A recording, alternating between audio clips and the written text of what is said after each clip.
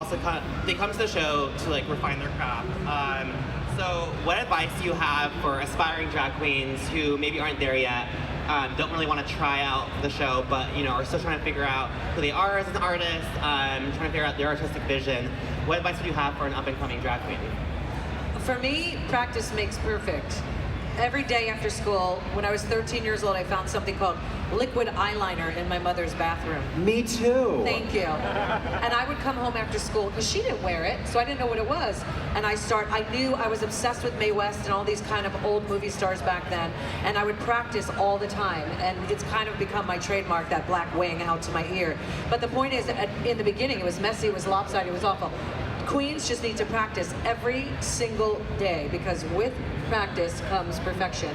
You might not think that you look good enough, or whatever the situation is. Trust me, we see something different. Practice, practice, practice. You have RuPaul's Drag Race, you have YouTube, you have everything on the face of the earth to help you now. Do it, because that, and then of course, confidence. Confidence can sell anything to me. I will buy it if you're confident 9 times out of 10. I also think finding out who you are, and that takes a long time, and experimentation and just getting out there. I think, like Michelle said, practice makes perfect. Actually doing your version of drag, whether it's online or out in clubs or wherever, just start doing it. Yep. And when you do it, you keep actually uncovering more things about you. And I think Rue always says that drag reveals more than it covers up. And I think when you find your individual version of who you are and how you do drag, that's the most powerful thing, because we want that uniqueness. Yeah, agreed.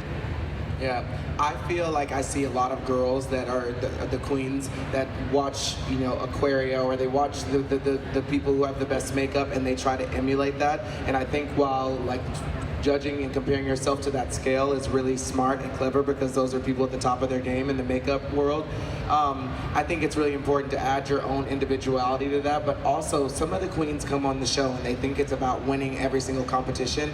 And I don't know about you, but the people that I fall in love with the most are the people who have flaws and overcome them, and who make you fall in love with them in the workroom. I remember when we saw Katya on the runway, and I was like, are people gonna like her? Because I don't understand her personality. I still don't understand. But whenever I watched the show, I fell in love with her, not because of what she said or did necessarily on the runway, but it was because of all of the amazing funny moments in her interviews and in the workroom that you fell in love with her on. So I would say that as well, be comfortable being your true authentic self and airing some of your flaws, because in this world, there's so many people who could be inspired by things that could be, handicaps for you, could be the thing that really could set someone free. I always say the same thing, which is show us how you do drag, right? Come to that stage, show us how it's done. As an audience member, I want to be like a power sub bottom. I want you, as a performer, to take the reins, take control, and entertain me. Show me what I don't know. And we've seen queens come on Drag Race, and you go, oh, that's how that queen does drag.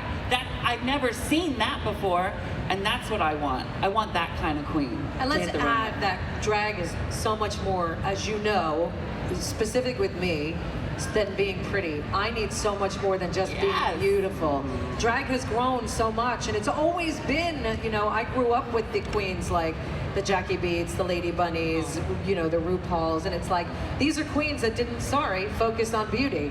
It was the art of entertaining performance. Yes. So drag has grown so much, thank God, because of RuPaul's Drag Race, and with that, it's going to continue growing. So I think, to kind of tag on to what you were saying, yes, show us your drag, who you are, but be, I know this is a sensitive word, be versatile.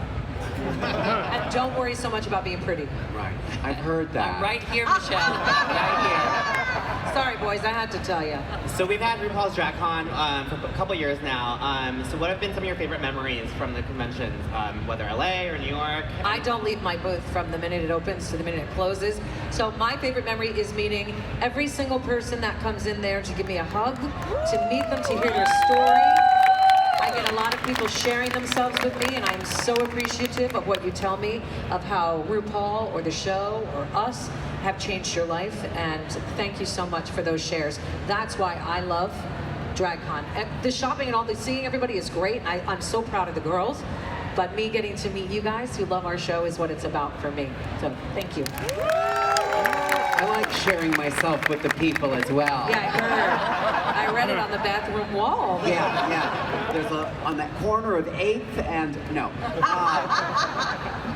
I think it's so amazing. When you do the show, I mean, that's a kind of insulated thing. And we've all, you know, like Michelle, I grew up loving drag here in New York City and going to the Pyramid Club on Friday nights and seeing Misunderstood. You're old. I'm very old.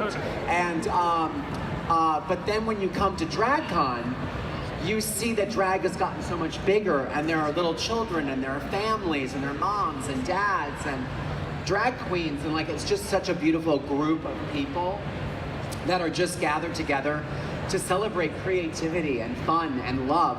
And that is so magical to see that, and it's so neat to see Rue see that, and all of us, so we're thrilled that you all are here. And that's, I think, the most magical thing for me. And also, this past year at DragCon in LA, Trinity the Tuck Taylor gave me a drag makeover. Yes! You look just And like her. I had always, I dabbled in drag, of course, for Halloween, the other high holy days. And I always looked like Juliette Lewis, which is not terrible. But when Trinity did the makeover, I have to say I was gorgeous. You You can were check it out on my stunning. Instagram. And also to echo what Michelle said, meeting you guys, and I'll be at the judges booth, which I think is 807 right after this, so come by and grab a photo. Or a hug. Or both. Or the clap. Or the what? The clap. Or the clap. There are children here, Michelle. Well, they can ask their mama. Speaking of the children, that's my favorite part about going to DragCon. I love seeing how many little kids are there with their parents, being fabulous, supporting the gay community, supporting diversity, acceptance. I think that's so beautiful. I wish we would have had something like this when we were growing up, because this was just unheard of, but it's so beautiful for me to see a world where these kids are gonna grow up being like, yeah, that's normal. I'm not gonna judge that person. In fact, I think they should win prom queen or king because they are so different. That just fills my heart. So thank you also to the parents of those kids who allowed them to come.